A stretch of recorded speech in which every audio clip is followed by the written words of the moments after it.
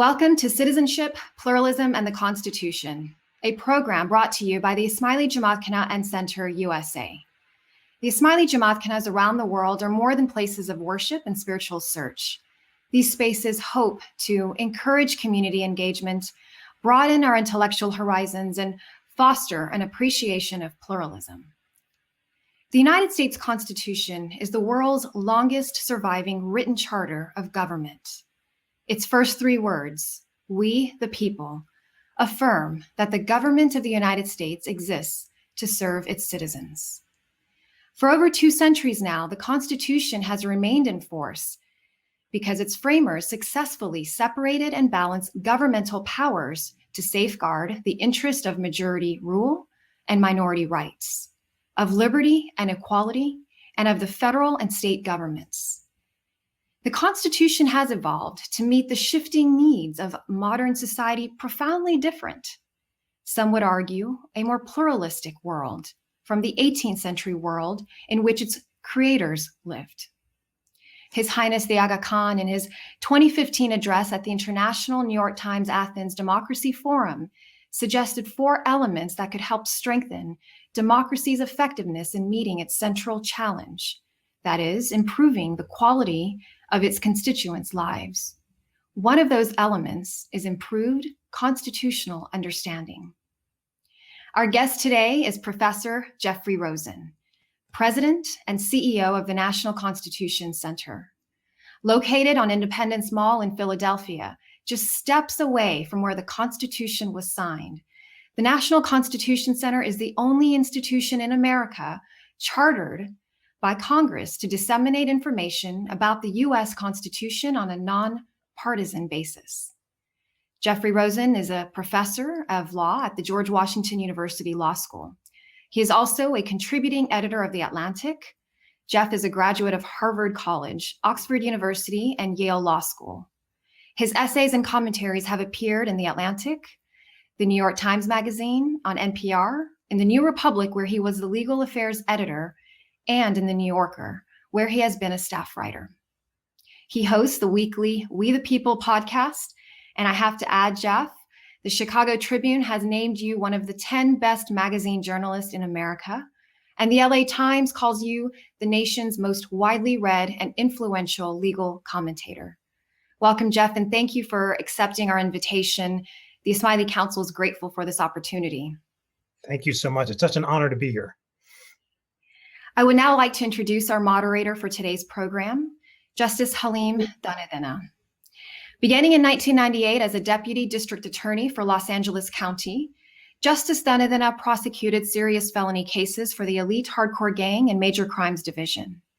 In 2012, Governor Edmund G. Brown Jr. appointed him to serve as a judge on the Los Angeles County Superior Court, where he presided over 72 jury trials in the Compton and Long Beach courthouses. In 2018, Governor Brown Jr. appointed Justice Dhanidina to Division III of the Court of Appeal, 2nd Appellate District, where he had been a justice for nearly a year, reviewing over 100 appeals. Welcome, Justice Dhanidina, and thank you for accepting our invitation to moderate this conversation with Professor Rosen. All right, thank you. And Professor Rosen, very nice to meet you as well. I think we'll just jump right into our topic today, and I think we can see just how relevant it is, not just for our history, but for our current state of affairs. But before we get into the heart of today's discussion, Professor, would you please define what a constitution means to a country and an organization, and why it's important to have a deeper understanding of it? Absolutely. And I'm so glad that the Aga Khan has recognized the importance of increased constitutional understanding as central to the survival of a democratic republic. So a constitution is a frame of government that both limits government power and protects individual rights and provides a framework for deliberation that allow people civilly to debate and resolve their differences. Of course, it's crucial to have all of those elements protecting democracy, equality, and liberty in any liberal society that preserves the right of the people to govern themselves. And increased constitutional understanding is, as the Aga Khan says, crucial to that enterprise, because as the framers of the US Constitution recognized, without understanding our liberty, we the people will not be able to preserve, protect, and defend them. And that's why civic education is so important, and that's why I'm so looking forward to our conversation today. Excellent. And now, in the context of the United States Constitution, we know that it dates back now about 245 years. And the America of the time of the ratification of the Constitution and today's America are very different in significant ways. The obvious way is technology. We're able to have this conversation right now. Information can be transmitted almost instantaneously across the internet to everyone. America is also a much more diverse society with different cultures, languages, religious practices, even than it was back then. And one way that really comes to mind in the context of this diversity is that at the time of the ratification of the Constitution, slavery, of course, was an accepted practice. Today's America is now grappling with issues of racial and gender bias, as well as climate justice, health and economic disparity, educational disparity, just to name a few. And so the question arises then, is the United States Constitution still a relevant document that can be relied on to address these more modern day problems? Absolutely. It's such a central and important question. And the answer clearly is yes.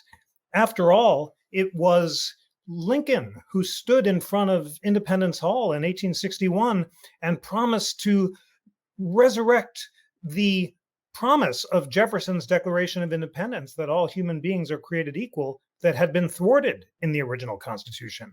And those shining ideals of the Declaration, as embodied in the Constitution, provided a rallying cry for heroic abolitionists like Frederick Douglass, or women's suffrage advocates like Ida B. Wells, or modern advocates of equality across communities, to insist that America make good on its founding promise. So the Constitution set forth a series of ideals. It has imperfectly recognized them at different points of our history.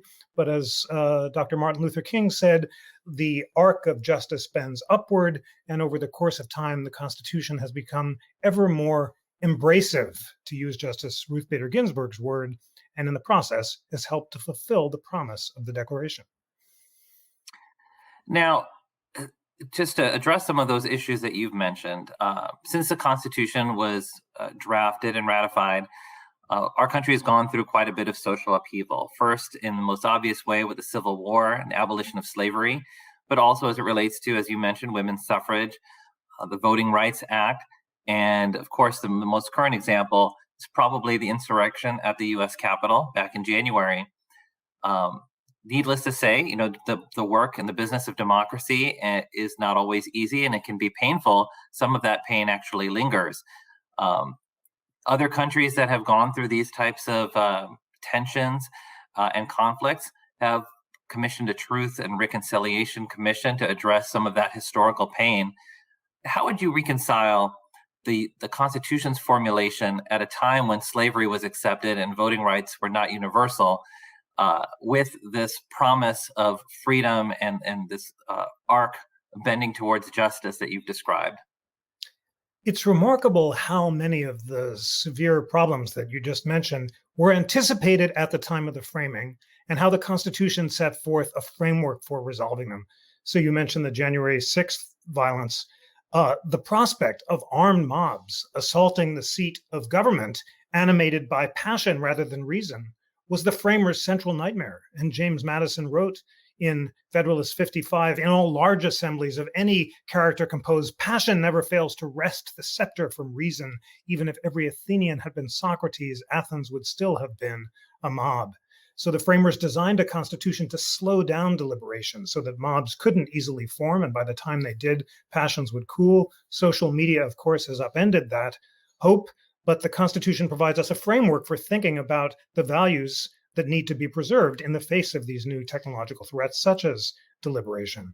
And of course, slavery was the central sin that marred the original Constitution. The failure to set it down a path toward eventual extinction was arguably the greatest flaw of the original convention, but nevertheless, we have the promise of the Declaration.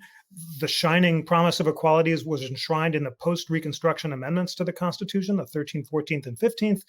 And their promise, after being thwarted in the years after Reconstruction, was resurrected by Dr. King on the Mall, and of course the battle continues. So in the United States, citizens of different perspectives, it's striking how we recur to the fundamental values of the Constitution and hold our current institutions to account for failing to make good on them.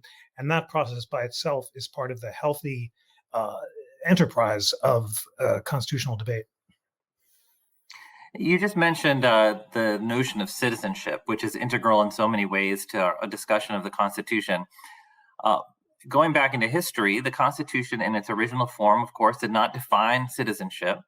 Chief Justice Taney in the Dred Scott decision of 1857, some 80 years after the formulation of the Constitution, defined citizenship according to the, quote, law of blood. In essence, one had to be of a certain descent to enjoy citizenship. The 14th Amendment, passed after the Civil War, of course, changed that law and made citizenship more about paramount loyalty and describing what it entails to be an American citizen on that basis, as well as where you were born. As I suggested earlier, America is in an increasingly pluralistic society with people from different cultures and traditions. And of course, now we know that the other, people who are different from us, are no longer people who live necessarily in a distant land somewhere. The other is increasingly our neighbors or people in our space. And I'm reminded of His Highness the Aga Khan's words when he accepted the Adrian Clarkson Prize for Global Citizenship, where he championed the notion of a global citizen. And that's when he stated, "Who am I? We all must pose that question. Answers will grow out of basic loyalties to family, faith, community, language, which provide a healthy sense of security and worth. But if the call for pluralism seems to dilute those old loyalties, then that new call may not be effective. Embracing the values of global citizenship should not mean compromising the bonds of local or national citizenship.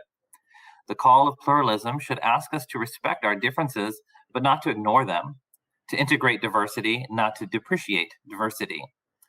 In that context, what are your thoughts with respect to this notion of a global citizen vis-a-vis the traditional bonds of national citizenship? Well, it's a fascinating and important debate, and the Constitution itself provides us a framework for discussing it. As you said, after the Civil War, the 14th Amendment was designed to repudiate the infamous conclusion of Chief Justice Taney in the Dred Scott decision that African Americans had no rights which white men were bound to respect. Taney's conception of citizenship, which you accurately quoted, was historically inaccurate. 5 of the original 13 colonies did grant free African Americans certain rights, as Justice Curtis's dissent pointed out. And both the 13th, 14th, and 15th Amendment were designed, again, as you suggested, to create a national definition of citizenship and to ensure that all citizens shared certain basic rights or privileges or immunities. At the same time, the 14th Amendment distinguished between the rights of citizens, which were enumerated in the Constitution and Bill of Rights, and the rights of persons, non-citizens and citizens alike. So let's quote the text. It's always a good idea to return to the language. I'm going to use the National Constitution Center's interactive constitution, which I'd love our friends to check out because it's the world's most Googled constitution. It's an amazing learning resource that has liberal and conservative scholars debating every clause of the Constitution, as well as videos, early drafts, and so forth. But most important is the text. So here we go. All persons born or naturalized in the United States and subject to the jurisdiction thereof are citizens of the United States and of the state wherein they reside. That means that repudiates Taney's notion of jus sanguinae or blood-based citizens, and it's based on the land. If you're born in the United States or naturalized here, you're a citizen both of the United States and of the state where you live. Then it goes on to say, no state shall make or enforce any law which shall abridge the privileges or immunities of citizens of the United States. So that means there are certain privileges or immunities that all citizens of the United States have. But then it goes on to say, nor shall any state deprive any person of life, liberty, or property without due process of law, nor denied to any person within its jurisdiction the equal protection of the law. So you are entitled to the equal protection of the law and not to be deprived of life, liberty, or property without due process of law, whether or not you're a citizen. All persons, all global people are entitled to those basic human rights. So that's just a very good start for thinking about citizenship. And in fact, in the United States, the distinction between citizens and non-citizens has historically become less firm. And in the 1970s, the Supreme Court, in a series of cases such as Graham and Richardson, expanded the rights that non-citizens have to include all fundamental rights, although there are still some rights that citizens have that non-citizens do not. So constitutional history is very helpful here, and it reminds us that the debate the Aga Khan has flagged between global citizenship and national citizenship has a long history. You know, you mentioned privileges and immunities, and when you think about citizenship, oftentimes that's where the talk is focused, right? What do you get? What are your benefits from being a citizen? It's almost like it's a prize that you have won, and so now you can enjoy the spoils. But as we know, obviously, in a democracy, in a strong democracy, citizenship comes with responsibilities, not just privileges and immunities. So let me ask you, how do you personally view citizenship vis-a-vis an individual's duties and obligations to their country in a way that would strengthen democracy? You're absolutely right that the notion of citizenship historically comes with notions of duties. The Roman civitas, or the Roman Republic, had a series of duties, including those of public worship that were not consistent with the more secular republic that the US set up. Still, early drafts of the First Amendment, such as the Virginia Declaration of Rights, says that religion or the duty which we owe to our Creator can only be satisfied by reason or conviction, not by force or violence, and therefore all men are equally entitled to the free exercise of conscience. So that idea that our thoughts are free or involuntary thoughts presented to our reasoning minds is part of the duty of worshiping God, or not, as it happens, according to the dictates of our conscience. In America today, to answer your question directly, the most clear and obvious duty we have as citizens is to educate ourselves about the Constitution. That's why the Aga Khan's framework for this conversation is so great. Increased constitutional understanding can only come if we, the people, citizens and non-citizens alike, take the time to study the text of the Constitution, to educate ourselves about its the stories that gave it life, to learn about the Supreme Court decisions that interpreted it, and to inform ourselves about the current debates about how it should apply today. Ultimately, no one can require that sort of self-education, but it is a lifelong duty, and it's also a lifelong privilege. And the wonderful thing about this particular duty is it's so satisfying and meaningful to learn and grow in wisdom by studying the Constitution. And that's why I'm so excited to work at the National Constitution Center, which tries to inspire people across the globe to take up this duty and to view constitutional education as a lifelong enterprise. Now, what about the concept of loyalty? We hear that a lot, especially in today's polarized society. Oftentimes, political partisans accuse the other side of having ideas that are un-American or not true American ideals, and therefore by painting them as sort of being outside of the legitimate political discourse. I'm wondering whether you think that concept of loyalty as an aspect of citizenship is something that is productive, or can it be destructive? Can it be abused the way that we have seen among partisan disagreements? Do you think political ideology plays a role in what makes someone a good citizen? Or does loyalty to a particular set of ideas make someone a better citizen than someone else? It's a great and important question. And again, it's one the framers thought about. So loyalty to a particular political party or faction, to use the framers' word, is exactly what the framers were determined to avoid. Madison defined a faction in Federalist 10 as any group, either a majority or a minority, animated by passion rather than reason, devoted to self-interest rather than to the public good. And he thought that factions could arise from partisan disagreement or from religious and sectarian disagreement. He thought the solution to faction was to create a system that slowed down deliberation, mediated the direct expression of popular passions, so that we, the people who hold the ultimate power, could ultimately preserve, protect, and defend the ideals of the Constitution themselves. So if there's any role for loyalty in the American system, it would simply be loyalty to the ideals of the Constitution. Now, it's extremely important to say that nearly all of those ideals are open for debate. No party or no individual or no Supreme Court justice has a monopoly on how to interpret the sweeping promises of the Constitution: liberty, equality, democracy, and conscience. No ideas are beyond debate. Nevertheless, certain ideals have been settled by constitutional debate and by practice. And one of those is union. It's not a word we hear much today because, of course, this is such a polarized and fractionate time.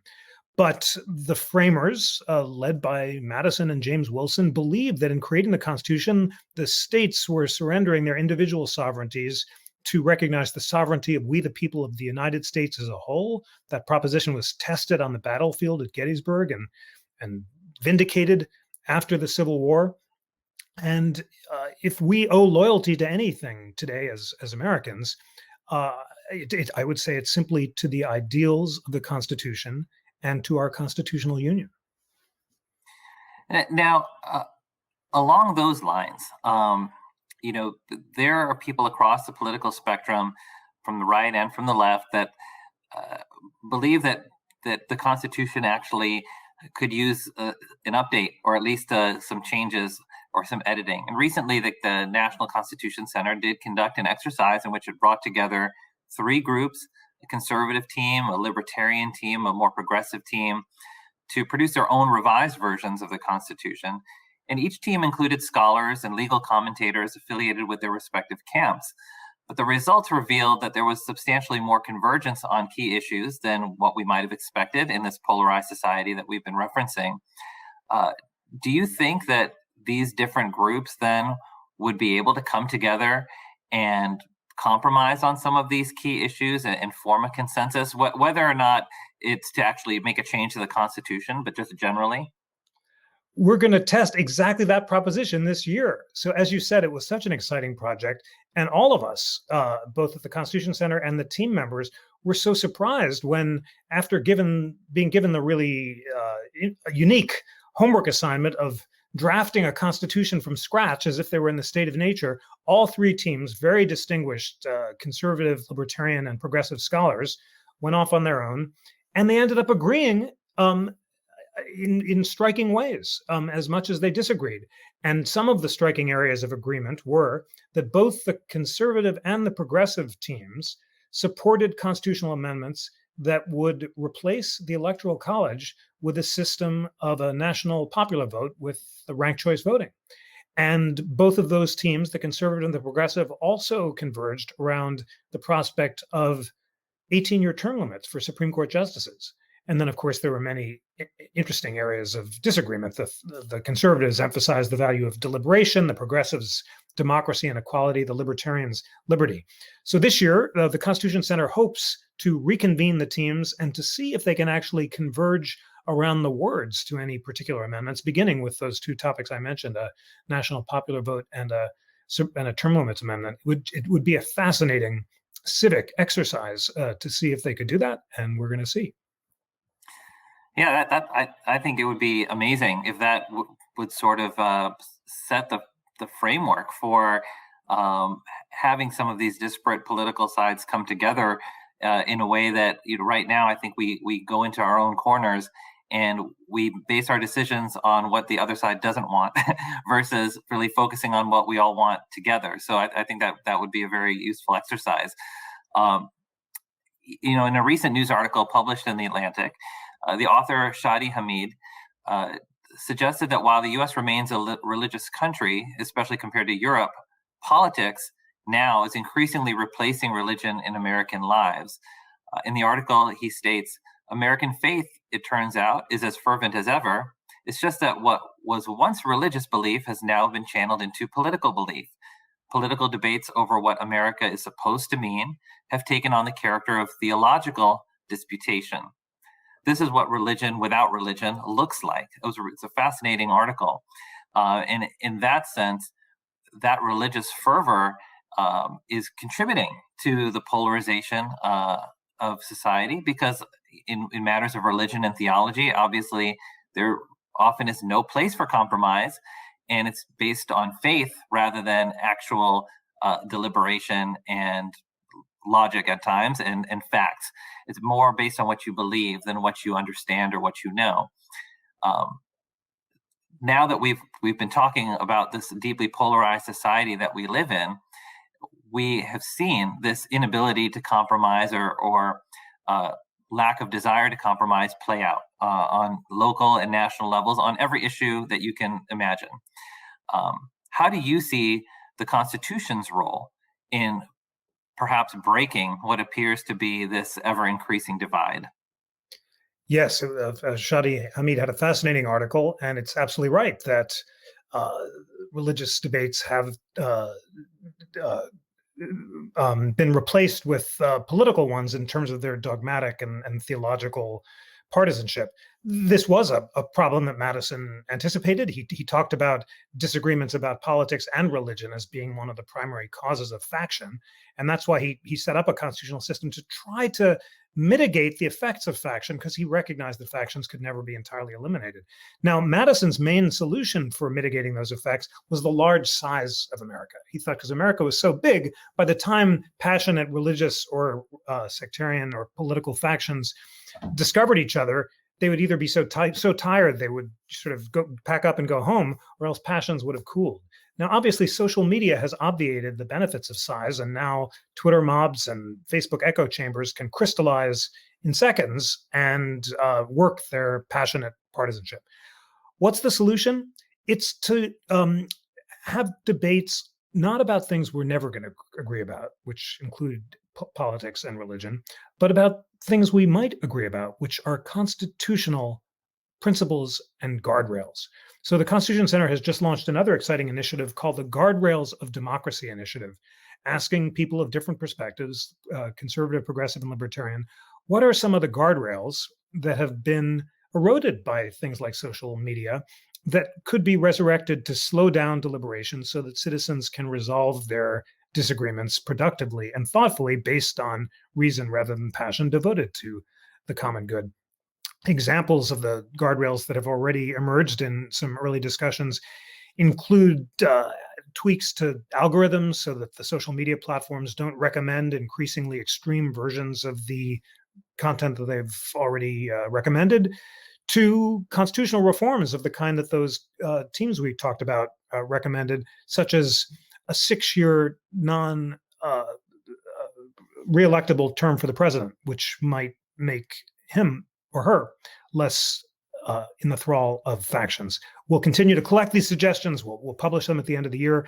But all this is to say that there are certain things we will never agree about, and those may include politics and religion, but there are certain things we must agree about, and that is ways of resurrecting the cooling mechanisms that slow down deliberation to ensure the slow diffusion of reason. Now, along those lines, I'm wondering what role you think the Constitution actually should play in our contemporary education. In a speech on strengthening democracy at the invitation of the International New York Times in Athens, His Highness suggested that the current challenges to governance should be seen less as problems of democracy than as problems of constitutionality. He continued to state that there are more countries today grappling with outdated constitutions, frameworks that seem unable to reconcile opposing factions or advance economic priorities and encourage civil society or protect human rights. But constitution revision, obviously, is not easy. That subject is not a part of most educational curricula, and the media rarely explain the logic or the options of constitutional change in the way that you've described. Proposed core academic standards have been criticized for treating the Declaration of Independence and the Constitution as sources of information rather than blueprints for political engagement. Do you think schools should do more to inculcate values espoused in the Constitution and a deeper understanding of how changes in society can actually be made? Yes, it is urgently important that schools, teachers, and citizens commit ourselves to a national program of constitutional education of the kind the Aga Khan recognized is crucial to the survival of the Republic. That's why the National Constitution Center is so excited to launch our most important initiative this year, which is to post free Constitution 101 courses for middle, high school, college students, and adult learners that will teach the essential principles of the Constitution and the Declaration of Independence from a nonpartisan perspective. We launched pilots of these programs during the COVID crisis and reached 200,000 students on Zoom, but we are now creating, and we'll launch them next year, significant web-based platforms that include 15-week modules with videos, lesson plans, all on the essential aspects of the Constitution, the Bill of Rights, and the core principles of the Constitution. And these will also be rooted on primary texts. It is urgently important not to treat the Constitution and Declaration of Independence as sources of information, but as deep vessels of light that must be engaged with through close reading. And that's why we're going to put free and online a founders library, including documents from the classical sources that inspired the founders, the founding era, and also the second founding and the civil rights era, all so that students can read the texts themselves. And this is all going to be part of a framework that will allow the Constitution Center to fulfill the founders' hopes of creating a free and open national university. The founders thought that such a university would allow citizens from across the country to learn the principles of the Constitution and the habits of civil dialogue. We at the Constitution Center, using the amazing power of the internet, will put it all up free and online. And we are so looking forward to working with teachers, schools, students, parents, and citizens of all backgrounds to empower all of us to educate ourselves about the Constitution. So I'm curious, why do you think that we have arrived at this point, especially as it relates to our lack of understanding? There are obviously many challenges that will come in your way and have come in society's way in sort of accomplishing this deep understanding of the Constitution among young people and older people alike. I don't think anyone would suggest that young people who are tomorrow's leaders and the American citizens, no one thinks they necessarily have a strong enough understanding of the Constitution as we would like. I'm curious to know what you think. What are the causes of that? Why have we slipped into this moment in history where we have less and less faith in our institutions and also less and less knowledge of our Constitution and that foundation? It's an urgently important question. There are several deep answers. One is that the same polarization that has afflicted our politics and our society has also afflicted our approach to education, so that the right and the left no longer share a consensus about what principles should be taught and how they should be taught. And as citizens live in different information filter bubbles and echo chambers, they have lost faith in the ideals of these common documents which belong to all of us. But there's a deeper answer, and it's both simple and daunting and heartbreaking in its stark truth.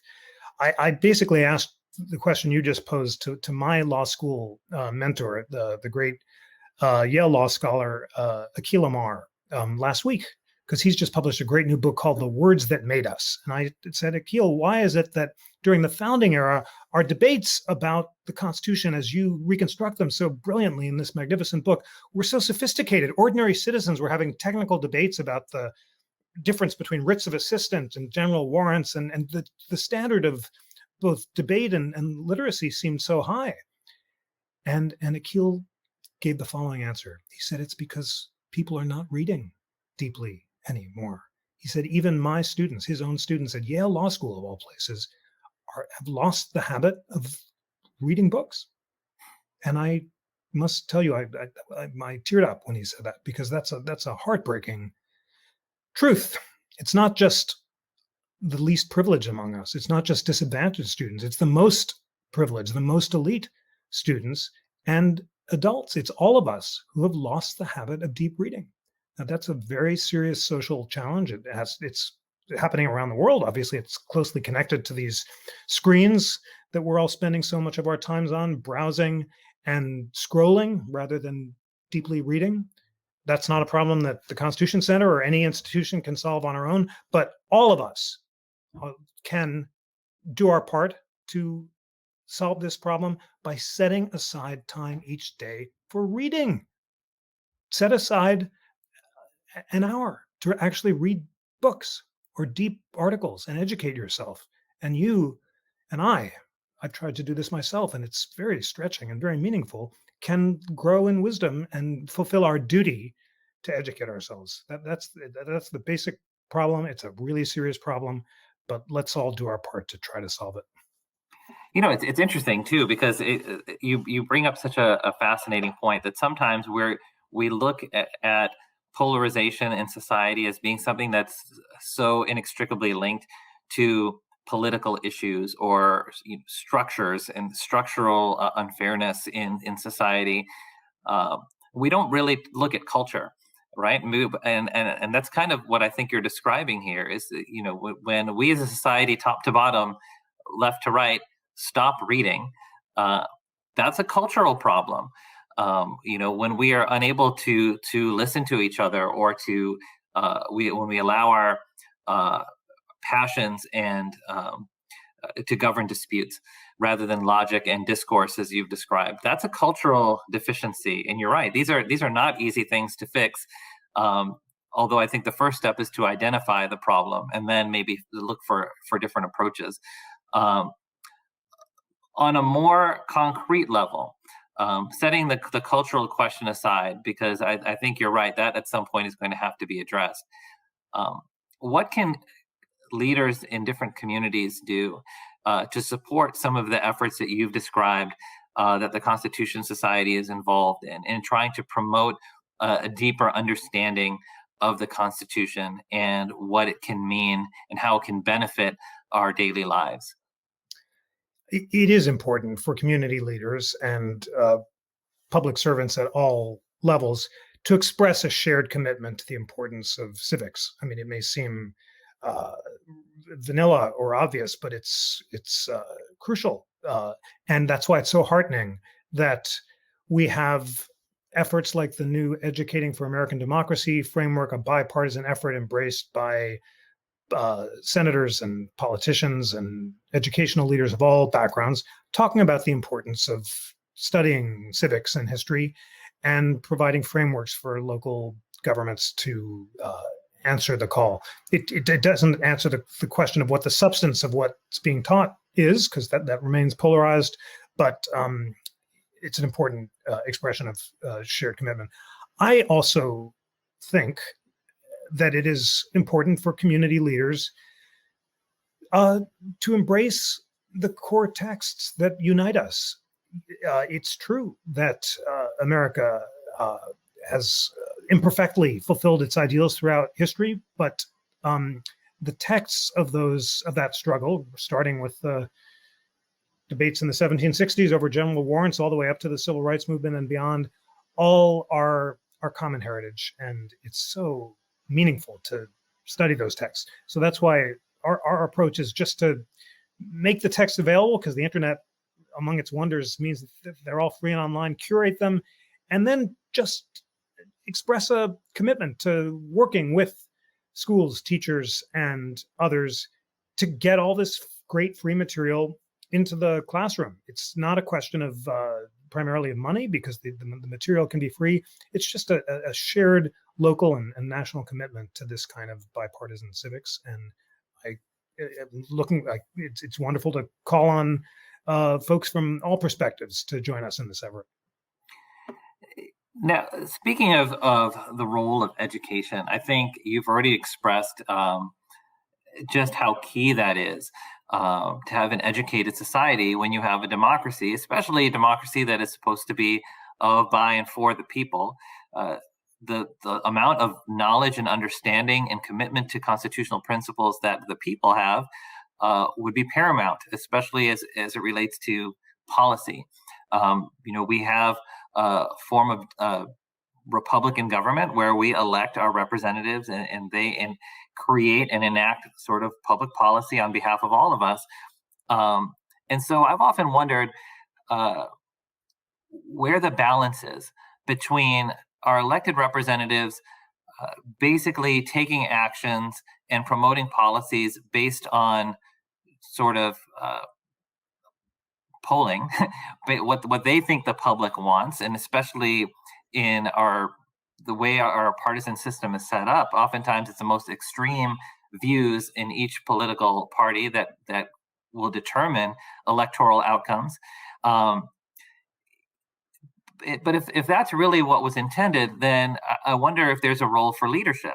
And I've thought recently, especially when we've seen what's gone on in this country over the last several months, this idea of elected officials taking positions that they may not necessarily believe in, they might actually be very contradictory to what they believe in, but doing it because that's what ensures their job security. And as a result, they abdicate some of their own responsibility to lead and to sort of impact what the public thinks about policy rather than the other way around. So in this delicate balance, I'm wondering what you think is the appropriate balance between a government that is responsive to the expressed will of the people versus government that leads and informs and guides the masses. Yes, Justice Dhanidina, you put it very, very well. The framers couldn't have put it better. The importance of representation and leadership rather than direct democracy. So Madison had two big insights of the convention. One was the benefits of size and the idea that a large republic could protect liberty better than a small one, reversing Montesquieu's contrary conclusion. And the second was representation. And Madison abhorred the idea of direct communication between, for example, presidents and the people. The idea of tweeting presidents would have appalled him. That's a nonpartisan statement because presidents of all parties have tweeted. But Madison believed that it was only by filtering popular passions through thoughtful representatives who would deliberate among each other and also with the other branches of government that the slow growth of reason could prevail. Madison had in mind a group that he called the literati, who were supposed to be enlightened journalists who would, writing in national publications that published things like the Federalist Papers, would allow this slow reason debate to proliferate. You note representatives today who seem to be pandering to their most conspiracy-minded constituents rather than the opposite, rather than providing a model for reasoned leadership in the face of unreason. And the Madisonian system doesn't work when that happens, when populist pressures and polarizing influences lead representatives to pander to their most unreasoned constituents rather than helping them to slow deliberation that could lead to more reasoned conclusions. So that resurrects, exactly as you say, the importance of leadership, the importance of those cooling mechanisms we talked about that protect representatives from the immediate pressure of Twitter mobs and echo chambers. A simple but important thing at the Constitutional Convention was secrecy.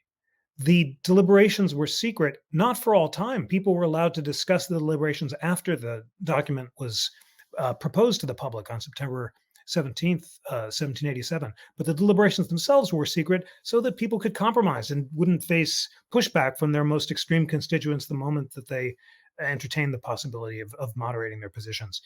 It's much harder to maintain those barriers to transparency and to deliberation in today's social media world. These are complicated problems, but we need to think of ways of creating spaces for thoughtful deliberation and meaningful leadership and representation. You bring up a really, I think, important point, and I knew this conversation was going to steer towards media. I don't think anyone would confuse today's media and popular sources of information as being anything resembling literati in any way, shape, or form, with the exception of The Atlantic, of course. But we have seen how media fragmentation is deeper than ever, and whether that contributes to polarization or whether polarization contributes to that, I think is sort of a chicken and egg phenomenon. But we've seen how social media also plays a significant role in spreading not only useful information, but misinformation and some of these conspiracy theories that you've talked about. Literature has referred to this particular phenomena as siloing, where we all kind of stay in our own media bubbles that we create for ourselves. And we found that individuals are increasingly replacing their source of information from actual news media to entertainment. And sometimes the line between the two is so thin you can't even tell the difference. I've often thought that people don't really look at news, whether it's on the internet or on television or from any other medium. They're not really looking for information anymore.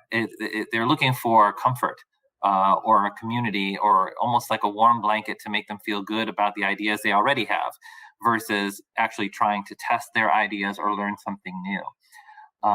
What impact do you think that this type of fragmented media plays in this crisis that we seem to be in? And what are some possible solutions? Well, we're ending with one of the most important and most difficult questions. And you're absolutely right, exactly as you state the problem. And it's not clear whether it's a chicken or an egg problem or both. But the ability of citizens to go down algorithmic rabbit holes and consume more and more extreme versions of information that confirms their pre-existing partisan biases is an existential threat to democracy.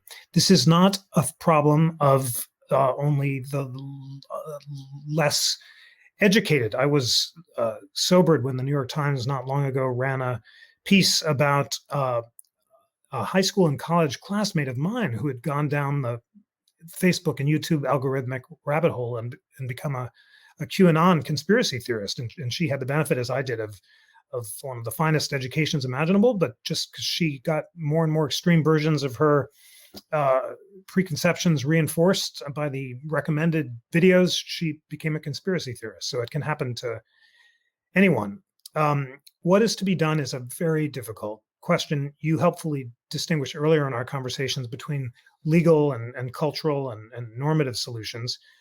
Broadly, the legal debate about the regulation of the platforms is one that's far too long for our conversation right now. I will say, since we're just last week, the new Facebook advisory board, the so-called Facebook Supreme Court, issued its first major decision upholding the temporary ban of President Trump from Facebook, but questioning the indefinite ban and telling Facebook to come up with clearer and more transparent standards for how long people can be kept from his platform, is some have called it the Marbury versus Madison of internet law. It's a thoughtful attempt to create new oversight bodies for quasi governmental organizations that are not formally bound by the First Amendment because they don't have government power, but exercise responsibility far greater than any king or president or Supreme Court justice.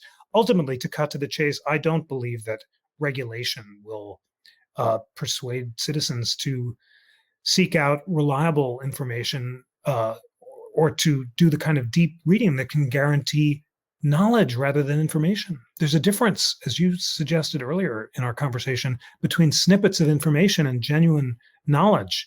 And that knowledge can only come about by self-discipline, by a commitment to seeking out all of the glorious light that is online rather than the darkness. It just is so thrilling to think about the fact that at our fingertips, seconds away. The entire Founders Library, all of the great classical sources that they read, their letters, as well as all of the great books and music of all the world are available free and online for those who have the discipline and want to take the time to seek them out, rather than watching cat videos or doing all the other time-wasting stuff that all of us, including me, do when we're not doing our job, which is educating ourselves. So this, perhaps for our next conversation, we can talk about ways of cultivating those habits of self-discipline, of learning, of seeking knowledge rather than browsing information. But ultimately, it's going to have to be an individual task that requires all of us to commit to seeking out the light. You know, in defense of cat videos, if the people who showed up, the insurgents who showed up at the Capitol on January 6th had been just watching cat videos, we probably would have all been better off. But I think it's unfair sometimes to ask you or any speaker, for solutions to some of these problems that have plagued us for such a long time. But what I will ask for, and I hope you can give me, is maybe a sense of optimism.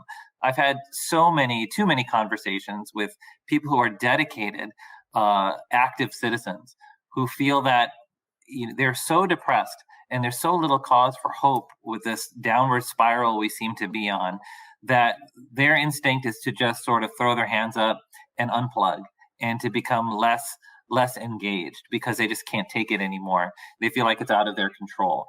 Maybe with the last minute or two, if you can point to some reason, if I'm the skeptic or the cynic, give me a reason to be optimistic that we can climb out of this mess that we're in. I'm full of optimism. I can't tell you how meaningful it is to host these conversations at the Constitution Center with citizens of all backgrounds, live and asynchronously. We launched these live Zoom classes. A colleague and I just powered up the Zoom and started teaching. We reached 200,000 kids during the quarantine. And imagine being on the Zoom and talking about James Wilson or the founders, and having a 14-year-old become so excited that he started sending in essays about the philosophical sources of Wilson's commitment to popular sovereignty, and then went and read the sources himself. Or an adult learner who wanted to know more about Francis Hutcheson's idea of the moral sense and asked for more reading recommendation. And then the just meaningful conversations in the chat and the enthusiasm and excitement that people show after a phenomenal conversation. Or these podcasts that I host every week, which bring together liberal and conservative scholars thoughtfully to debate issues, and the wonderful emails we get from people across the world saying, this is an important part of my self-education. Thanks for learning together. So I believe that presented with time and opportunity for meaningful deliberation, everyone rises to the occasion because learning is so exciting. We just have to cut through all the partisanship, set aside the things we'll never agree on, and create spaces for deliberation, enclaves of reason, islands of light. Choose your metaphor. But I feel like I live on these platforms all the time, and I'm so optimistic that we can harness this technology, which can be such a polarizing and destructive force, for great light and truth.